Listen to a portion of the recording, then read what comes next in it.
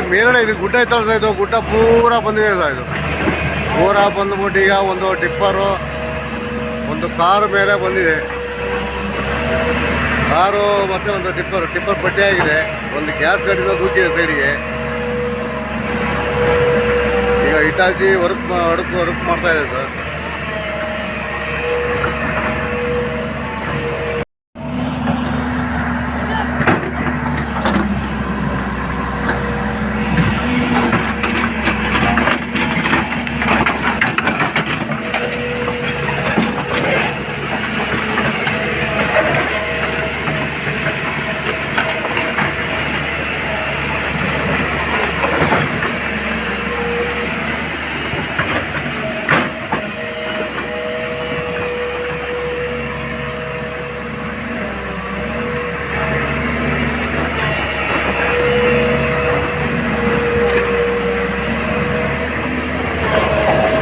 ಇದು ಮೇಲ್ಗಡೆ ಇದು ಗುಡ್ಡ ಐತಲ್ಲ ಸರ್, ಇದು ಗುಡ್ಡ ಪೂರ ಬಂದಿದೆ ಸರ್. ಇದು ಪೂರ ಬಂದ್ಬಿಟ್ಟು ಈಗ ಒಂದು ಟಿಪ್ಪರು ಒಂದು ಕಾರು ಮೇಲೆ ಬಂದಿದೆ.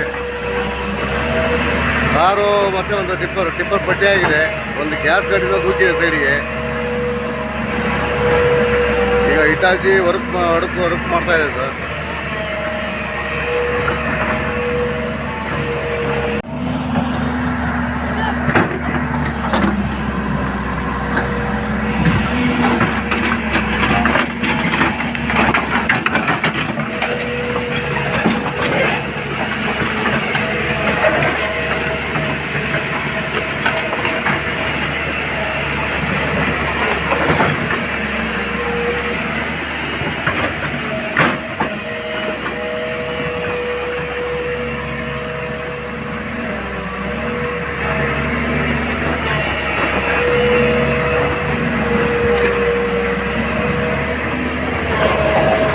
ಇದು ಮೇಲ್ಗಡೆ ಇದು ಗುಡ್ಡ ಐತಲ್ಲ ಸರ್, ಇದು ಗುಡ್ಡ ಪೂರ ಬಂದಿದೆ ಸರ್. ಇದು ಪೂರ ಬಂದ್ಬಿಟ್ಟು ಈಗ ಒಂದು ಟಿಪ್ಪರು ಒಂದು ಕಾರು ಮೇಲೆ ಬಂದಿದೆ.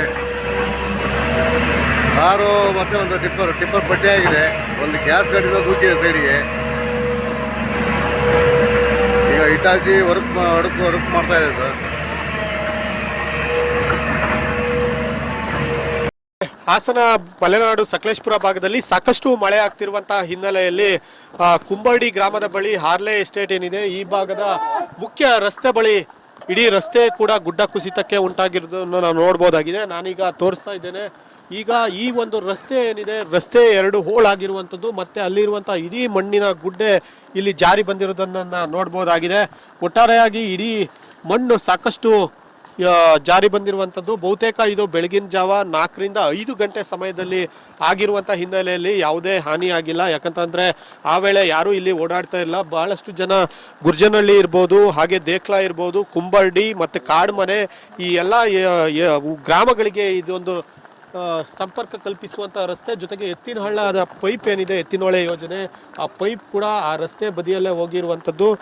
ಜೊತೆಗೆ ಇಲ್ಲಿ ಸ್ಥಳೀಯರು ಏನು ಹೇಳ್ತಾರೆ, ಈಗ ಅವ್ರನ್ನ ಮಾತಾಡ್ಸೋಣ. ಸರ್ ಹೇಳಿ, ಇದು ಎಷ್ಟೊತ್ತಿನಲ್ಲಿ ಆಗಿರೋವಂಥದ್ದು, ಏನು? ಇದು ಬೆಳಗ್ಗಿನ ಜಾವ 6 ಗಂಟೆ 10 ನಿಮಿಷದಲ್ಲಿ ಆಗಿದೆ.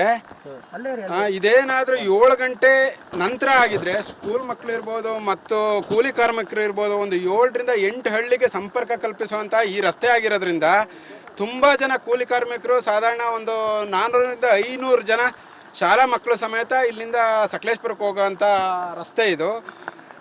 ಮತ್ತು ಇಲ್ಲೇ ಹತ್ತಿರದಲ್ಲಿ ಒಂದು ಸ್ಕೂಲ್ ಇದೆ, ಇದಕ್ಕೂ ಸಮೇತ ಸ್ಕೂಲ್ ಮಕ್ಕಳು ಬರೋ ಅಂಥ ಒಂದು ರಸ್ತೆ ಇದು. ಏನಾದರೂ 6 ರಿಂದ 7 ಗಂಟೆಲಿ 6 ಗಂಟೆ 10 ನಿಮಿಷದಲ್ಲಿ ಆಗದಲ್ಲ 7 ಗಂಟೆ ನಂತರ ಆಗಿದ್ರೆ ಶಿರೂರು ಘಟನೆಗಿಂತ ತುಂಬ ಪ್ರಾಣಹಾನಿ, ತುಂಬ ಅನಾಹುತ ಆಗ್ತಾಯಿತ್ತು ಅಂತ ಹೇಳೋಕ್ಕೆ ಇಚ್ಛೆಪಡ್ತೀನಿ. ಮತ್ತು ಈ ರೀತಿ ಭೂಕುಸಿತ ಆಗೋದಕ್ಕೆ ಕಾರಣ ಯತ್ನಳ್ಳ ಯೋಜನೆಯ ಅಧಿಕಾರಿಗಳು ಮತ್ತು ಇಂಜಿನಿಯರ್ಗಳೇ ಮುಖ್ಯ ಕಾರಣ. ಅವೈಜ್ಞಾನಿಕ ಒಂದು ಎಸ್ಟಿಮೇಟ್ ಮಾಡಿರೋದ್ರಿಂದನೇ ಕಾರಣ. ರಸ್ತೆ ಬದಿ ಪೈಪ್ ಹಾಕೊಂಡು ಹೋಗ್ದಲೆ ರೈತರಿಗೆ ಸಾಕಷ್ಟು ಹಣ ಕೊಟ್ಟು ರೈತರ ತೋಟದೊಳಗಡೆ ಪೈಪನ್ನು ತಗೊಂಡೋಗಿದ್ರೆ ಈ ಥರ ಘಟನೆ ಆಗ್ತಾ ಇರಲಿಲ್ಲ. ರಸ್ತೆ ಬದಿನೇ ತಗೊಂಡೋಗಿರೋದ್ರಿಂದ ಇದೇ ರೀತಿ ನಡಹಳ್ಳಿಯಿಂದ ಹಾರ್ಲೆ ಕೂಡ್ಗೆವರೆಗೆ ಒಂದು 5 ರಿಂದ 6 ಕಡೆ ಈ ರೀತಿ ಭೂಕುಸಿತ ಆಗಿರೋದ್ರಿಂದ ಈ ಭೂಕುಸಿತ ಮತ್ತು ಇದಕ್ಕೆ ನೇರ ಎತ್ತಿನಹೊಳೆ ಅಧಿಕಾರಿಗಳೇ ಕಾರಣ ಆಗಿರ್ತಾರೆ. ಇದನ್ನು ಜಿಲ್ಲಾಡಳಿತ ಮತ್ತು ರಾಜ್ಯ ಸರ್ಕಾರ ತಕ್ಷಣ ನಮಗೆ ಪರ್ಯಾಯ ವ್ಯವಸ್ಥೆ ಮತ್ತು ಪರ್ಯಾಯ ಮಾರ್ಗವನ್ನು ಒಂದು 7 ರಿಂದ 8 ಹಳ್ಳಿಗಳಿಗೆ ರಸ್ತೆ ಸಂಪರ್ಕನೇ ಇಲ್ಲ, ಆ ರೀತಿ ಕಡಿತ ಆಗಿದೆ. ಸಂಪರ್ಕ ಎಲ್ಲಿ ಬಳಸ್ಕೊಂಡು ಬರ್ಬೇಕಾ ಏನು ಅಂತ? ಒಂದು 15 ಕಿಲೋಮೀಟರ್ ದೂರ ಆಗುತ್ತೆ ಬಳಸ್ಕೊಂಡು ಸಕಲೇಶ್ಪುರ ಹೋಗ್ಬೇಕು ಅಂದ್ರೆ. ಕ್ಯಾಮನಹಳ್ಳಿ, ಅಗಲಟ್ಟಿ ಆ ಕಡೆ, ಗುರ್ಜನಹಳ್ಳಿ ಆ ಕಡೆ ಆಗಿ ಹೋಗ್ಬೇಕು. ಅದರಿಂದ ತುಂಬ ತೊಂದರೆ ಆಗಿದೆ. ಜಿಲ್ಲಾಧಿಕಾರಿ ಮತ್ತು ರಾಜ್ಯ ಸರ್ಕಾರ ಇತ್ತ ಗಮನ ಹರಿಸಿ ಎತ್ತಿನ ಹೊಳೆ ಯೋಜನೆ ಅಧಿಕಾರಿಗಳ ವಿರುದ್ಧ ಕ್ರಮ. ಈ ರೋಡಿಗೆ ಹತ್ರ ಯಾವ್ದಾವ್ದು ಹಳ್ಳಿ ಇದಾವೆ ಈ ಪಕ್ಕ ಹತ್ತಿರ? ನಡಹಳ್ಳಿ, ಕುಂಬರಡಿ, ಈ ಮಲ್ಲಗದ್ದೆ, ದೀಣೆಕೆರೆ, ಗುರ್ಜೇನಹಳ್ಳಿ, ಕಾಡ್ಮನೆ ಮತ್ತು ಬೈಪಾಸಿಗೂ ಸಕಲೇಶ್ಪುರದ ಹಾರ್ಲೆ ಗ್ರಾಮದ ಬಳಿ ಅಂದ್ರೆ ಹಾರ್ಲೆ ಕೂಡಿಗೆ ಬಳಿ ರಸ್ತೆ ಗುಡ್ಡ ಕುಸಿತ ಆಗಿರುವಂತದ್ದು. ನಿರಂತರ ಮಳೆಯಿಂದ ನಡನಹಳ್ಳಿ ಇರ್ಬೋದು, ಕುಂಬರಡಿ ಮತ್ತು ದೇಕ್ಲಾ, ಗುರ್ಜನಹಳ್ಳಿ ಗ್ರಾಮಗಳಿಗೆ ಸಂಪರ್ಕ ಕಡಿತುವಂತ ರಸ್ತೆ ಸಂಪೂರ್ಣವಾಗಿ ಕಡಿದು ಹೋಗಿರುವುದನ್ನ ನೋಡಬಹುದಾಗಿದೆ. ನಿಜಕ್ಕೂ ಈ ಹಿಂದೆ ಕೊಡಗು ಮತ್ತು ಹಾಸನ ಗಡಿಭಾಗದ ಜಿಲ್ಲೆಯಲ್ಲಿ ಯಾವ ರೀತಿ ಗುಡ್ಡ ಕುಸಿತ ಆಗಿತ್ತು ಅಂತಹ ಒಂದು ಭೀಕರವಾಗಿ ಗುಡ್ಡ ಕುಸಿತ ಆಗಿರುವುದನ್ನ ನೋಡಬಹುದಾಗಿದೆ. ಜೊತೆಗೆ ಈ ಭಾಗದಲ್ಲಿ ಎತ್ತಿನ ಹೊಳೆ ಪೈಪ್ ಏನಿದೆ ಆ ಕೂಡ ಹಾದು ಹೋಗಿರುವಂತದ್ದು. ಜೊತೆಗೆ ಇನ್ನಷ್ಟು ಮುಂದೆ ಹೋಗಿ ತೋರಿಸ್ಲಿಕ್ಕೆ ಈ ಪ್ರದೇಶ ಹಾನಿಕಾರಕ ಆಗಿದೆ. ಯಾವುದೇ ಕ್ಷಣದಲ್ಲೂ ಕೂಡ ಕುಸಿಯುವಂತ ಸಾಧ್ಯತೆ ಇದೆ. ಆದಷ್ಟು ನಾವು ಇಲ್ಲಿ ಯಾರನ್ನು ಕೂಡ ಬಿಡ್ತಾ ಇಲ್ಲ, ಮತ್ತೆ ಯಾರು ಕೂಡ ಸಾರ್ವಜನಿಕರು ಇಲ್ಲಿಗೆ ಬಾರದೇ ಇರೋದು ಕೂಡ ಒಳ್ಳೇದು ಅಂತ, ಬರದೇ ಇರೋದು ಕೂಡ ಒಂದು ಮುನ್ನೆಚ್ಚರಿಕೆ ಕ್ರಮ ಅಂತ ಹೇಳ್ಬೋದಾಗಿದೆ. ನೋಡ್ಬೋದು ಎಷ್ಟು ಆಳದ ತನಕ ಇಲ್ಲಿ ಕುಸಿತ ಆಗಿದೆ. ರಸ್ತೆಯ ಒಂದು ಭಾಗ ಈ ಕಡೆ ಇದ್ರೆ ಇನ್ನೊಂದು ಭಾಗ ಆ ಕಡೆ ನೋಡ್ಬೋದು ಎತ್ತಿನ ಹೊಳೆ ಪೈಪ್ ಇದೆ, ಅಲ್ಲೂ ಮಣ್ಣು ಕೂಡ ಇನ್ನು ಜರುಗ್ತಾನೆ ಇದೆ. ಮಣ್ಣು ನಿರಂತರವಾಗಿ ಕುಸಿತಾ ಇದೆ.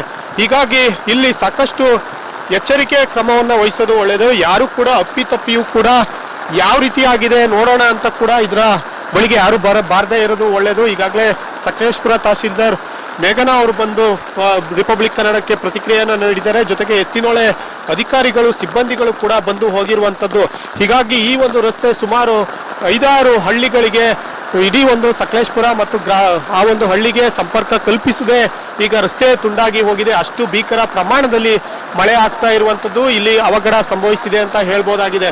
ಜೊತೆಗೆ ಯಾವುದೇ ಒಂದು ಪ್ರಾಣಹಾನಿ ಆಗದೆ ಇರೋದು ಅದೃಷ್ಟವಶಾತ್ ಒಂದು ಪುಣ್ಯ ಅಂತಲೇ ಹೇಳ್ಬೋದಾಗಿದೆ. ಒಂದು ವೇಳೆ ಇದೇನಾದ್ರೂ ಬೆಳಗಿನ ಜಾವ ಅಂದ್ರೆ ಮಕ್ಕಳು ಶಾಲೆಗೆ ಹೋಗುವಂತಹ, ಇಲ್ಲಿ ಜನ ಕೆಲಸಕ್ಕೆ ಹೋಗುವಂತಹ ಸಂದರ್ಭದಲ್ಲಿ ಈ ಒಂದು ದುರ್ಘಟನೆ ಸಂಭವಿಸಿದ್ರೆ ಸಾಕಷ್ಟು ಪ್ರಾಣಹಾನಿ ಕೂಡ ಆಗ್ತಿತ್ತು ಅಂತ ಹೇಳ್ಬೋದಾಗಿದೆ. ಕ್ಯಾಮರಾ ಪರ್ಸನ್ ಕಾರ್ತಿಕ್ ಜೊತೆ ಕುಶ್ವಂತ್, ರಿಪಬ್ಲಿಕ್ ಕನ್ನಡ, ಹಾಸನ.